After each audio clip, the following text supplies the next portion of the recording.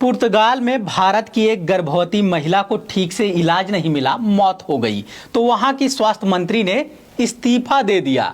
यहां कोरोना काल में लाखों को इलाज नहीं मिला, दवाई नहीं मिली, एम्बुलेंस नहीं मिली, बेड नहीं मिला, रोज हजारों की मौत होती रही, मगर किसी मंत्री ने इस्तीफा नहीं दिया, क्योंकि ये कोई पुर्तगाल नहीं, भारत है। मोदी के सपनों का न्यू इंडिया यानी नया भारत है।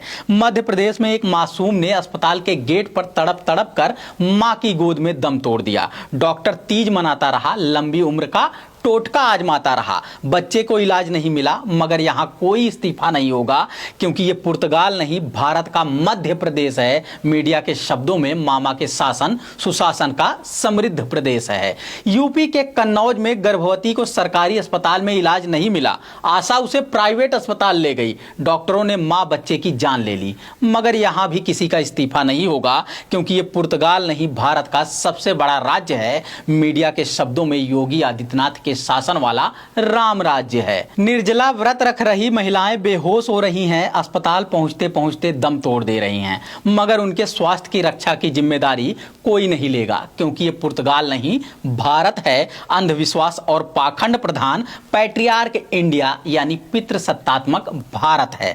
पुर्तगाल में महिलाएं स्वच्छंद हैं, आजाद हैं, फिर भी उनके जिंदगी की गारंटी ली जा रही है, उनकी मौत पर कितनी बड़ी जिम्मेदारी ली जा रही है। भारत में महिलाएं पतिव्रता हैं, निर्जला व्रत रख रही हैं, भूखी प्यासी बीमार होकर दम तोड़ दे रही हैं, पति की लंबी उम्र के भ्रम में खुद को झोंक दे रही हैं, खराब स्वास्थ्य व्यवस्था की भेंट चढ़ जा रही हैं, अधेड़ उम्र में ही जान गंवा रही हैं, मगर मजाल है मर्द उनकी लंबी उम्र के लिए कोई आवाज उठाएं। मान्यताओं और भ्रामक कथाओं पर, मोदी मामा और योगी जैसे नेताओं पर कोई सवाल उठाएं।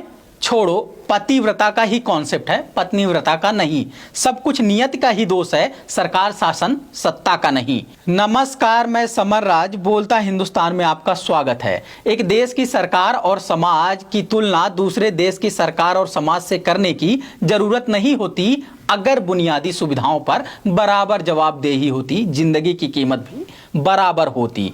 जो देश खुद को विश्वगुरु नहीं बताता, वहां पर विश्व बंधुत्व की इतनी भावना है कि गैर मुल्क की महिला की मौत पर जिम्मेदारी ली जा रही है। जो खुद को विश्व गुरु बता रहे हैं, उनके देश में विदेशी छोड़ो, अपनी दर्जनों महिलाएं अस्पताल की चौखट पर दम तोड़ दे रही हैं। जिस देश की महिलाओं को आवारा, घुमक्कड़, व्यभिचारी बताकर कोसता है हमारा समाज, वहां पर महिला की मौत पर राष्ट्रीय शोक हो जा रहा है। महिलाओं की जिंदगी को सबसे ज्यादा तवज्जो दी जा रही है। जिस देश में महिलाओं को पतिव्रता, देवी और संस्कारी होने का दबाव या प्रलोभन दिया जा रहा है, यहां उनकी मौत को गंभीरता से नहीं लिया जा रहा है, उनके लिए बुनियादी सुविधाओं की व्यवस्था नहीं की जा रही है। सरकार के साथ साथ समाज को इसमें खींचना जरूरी नहीं था, मगर यहां महिलाएं दो तरफा मार सह रही हैं, व्यवस्था की बदहाली का शिकार हो रही हैं, पितृसत्ता की नियमावली की भेंट चढ़ रही हैं।